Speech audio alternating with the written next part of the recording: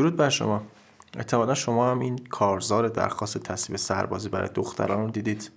این بد نیست یه صحبتی بکنیم راجع به سربازی اجباری و حالا کارزار اینجور چیزا. به نظر من هر کسی باید کشورش دفاع کنه تو هر شرایطی. کشور مثل خانواده است، به نام و به ننگ باید از کشور دفاع کرد. حالا چه تو صحبت کردن، چه تو جنگ، چه تو هرچی. منتهای مراتب اینه که تو دنیا همیشه باب این بوده که مردا برن دفاع جنگی بکنن، چون خب مردا رو میشه پرت و پلا کرد، مردا رو میشه کشت، مردا رو میشه حروم کرد، دوباره جایگزین کرد. ولی خب زنا سرمایه گرونی بودن همیشه برای حکومت ها، همیشه هم سعی شده ازشون دفاع بشه. سر همین تو اکثر دوران‌ها سربازی و جنگ چیز مردونه بوده و اکثر این فیلم‌های تاریخی و اینایی که می‌بینی تو همش راجب مردونگی و راجب شرافت و نمیدونم ند استارک و اینا همش راجب مردونگیه. در صورتی که وقتی 2 تا 4 تایی میکنی میبینی که این آدم داره زندگیشو توی جنگ و توی خون و توی کشت و کشتار از دست میده. درسته که اسمش خیلی قشنگه، شرافتمند، شجاع، شیردل، قهرمان، نجات بخش، فلان بیسار، شوالی است، نمیدونم کفتراک، فلان چیه.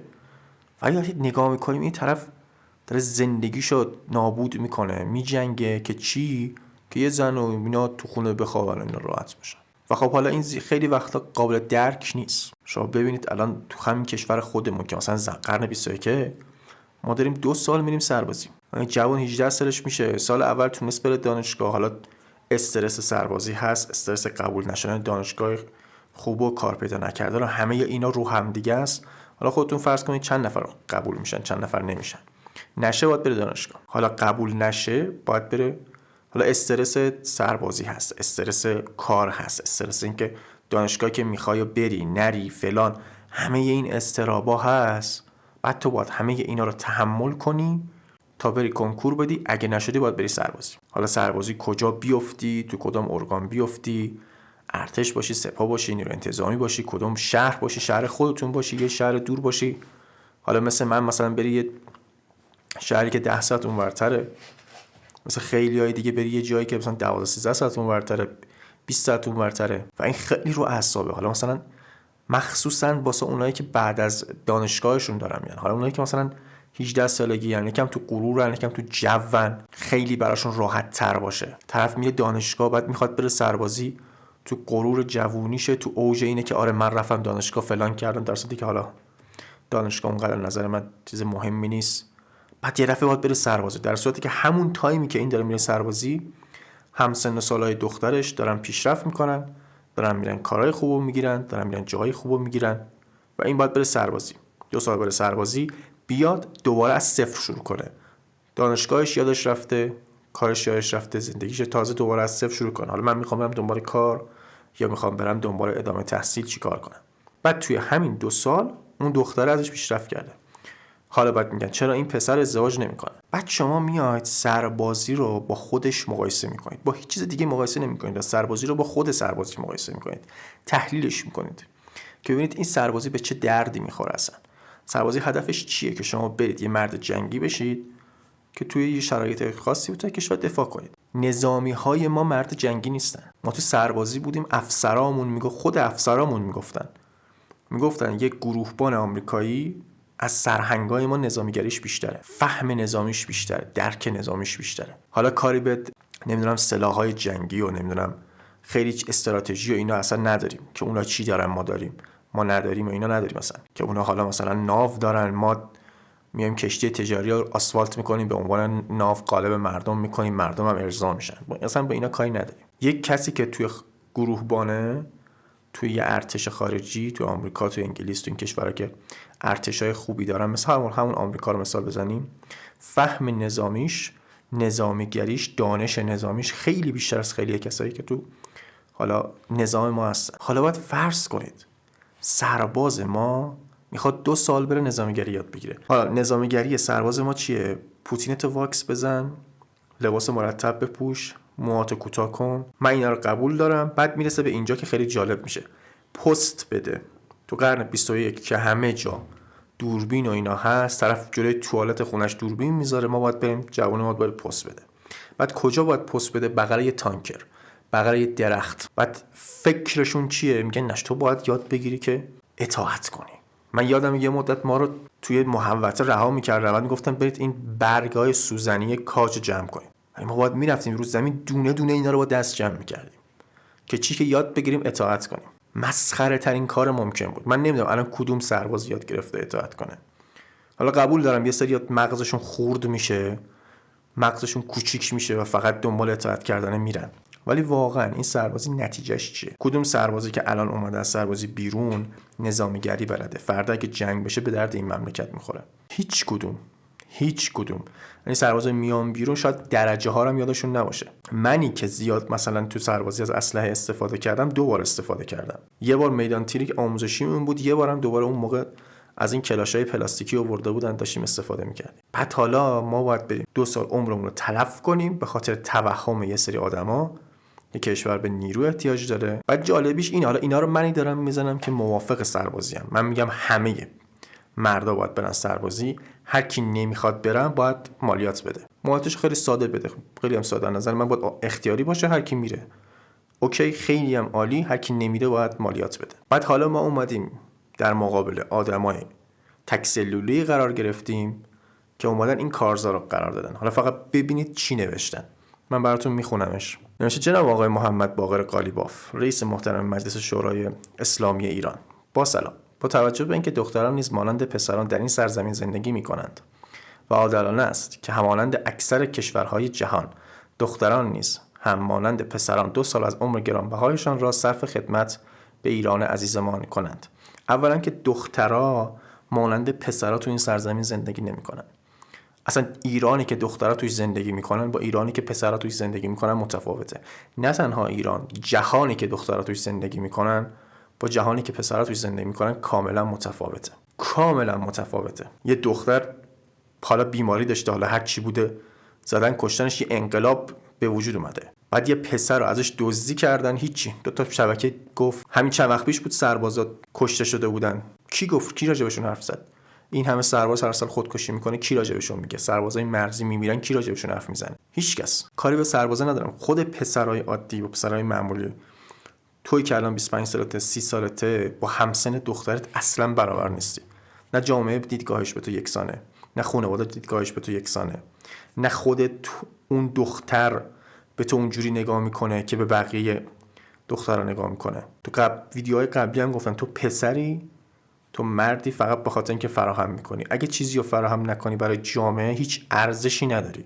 و فراهم کردن این نیست که الان یه چیزی رو، الان یه کاری داری، مثلا انقدر درآمد داری، عالی باشه. تو باید هر روز و هر لحظه فراهم کنی و هر روز و هر لحظه خودتو ثابت کنی. ادامه‌شو بخونم. ما امضا کنندگان این کارزار درخواست میکنیم که قانون سربازی اجباری برای بانوان جوان کشور را تنظیم و تصویب کنید.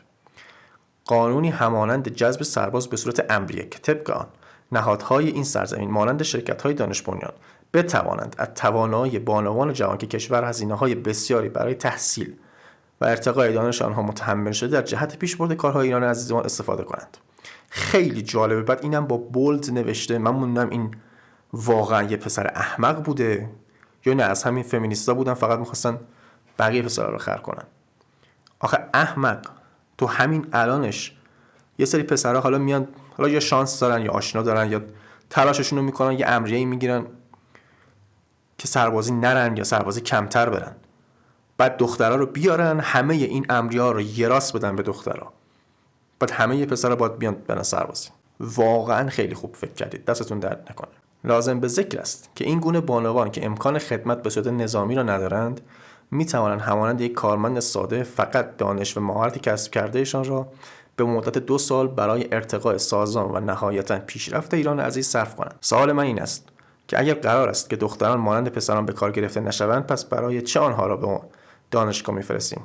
از شما درخواست می‌شود در این موضوع یاریگر باشید و در این جاد این قانون عادلانه و میهن‌دوستانه همکاری فرمایید. سپاس فراوان از شما. ببینید هر جایی که زن و مرد باشن و قرار باشه یه سری خدمات، یه سری امتیازا بدن، اول میدن به زنا. شما دانشگاه بودید، پسرها بیشتر نمره میگرفتن یا دخترها؟ دخترها. شما بیشتر درس میخوندید، پسرها بیشتر درس میخوندن یا دخترها؟ خودتون حساب کنید.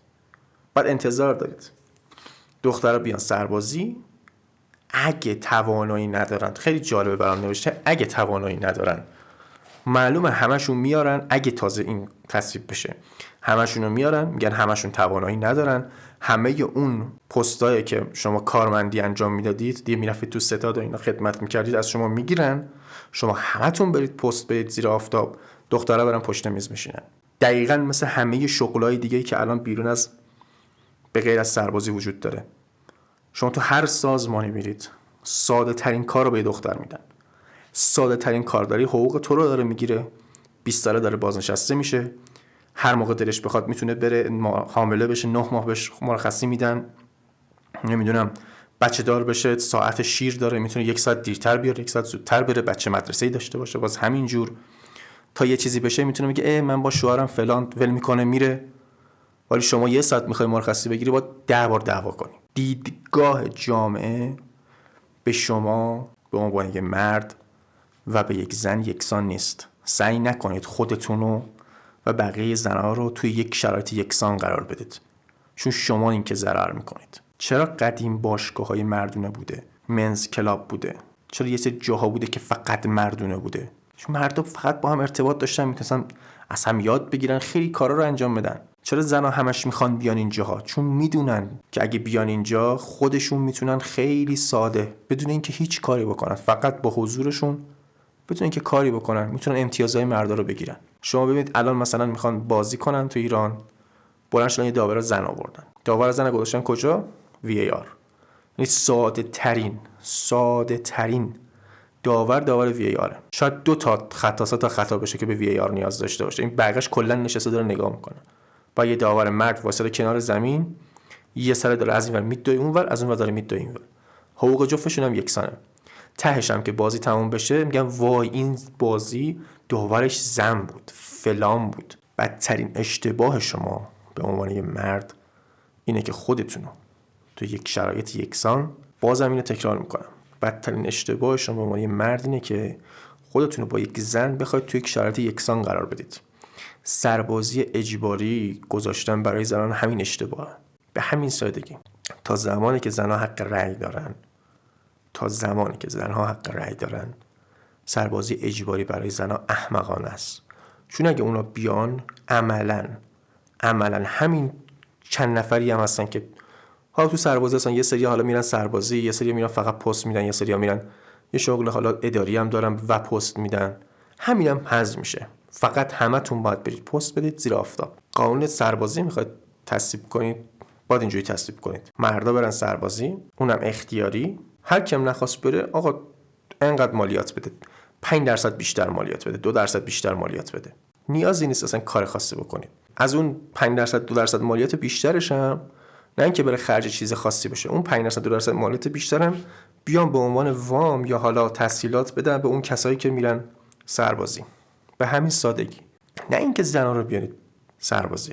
زنا رو باید کی بیارن سربازی؟ اون موقعی که زنا حق رأی ندارن، اون موقع مجبورشون کنن که آقا شما الان باید برید توی فلان جا کار کنید، چه میدونم توی بیمارستان، توی سربازی به عنوان رخشورخونه، توی نمیدونم آشپزخونهشون، توی فلانشون کار کنید. هیچ وقت با این شرایط این اتفاق نمیفته.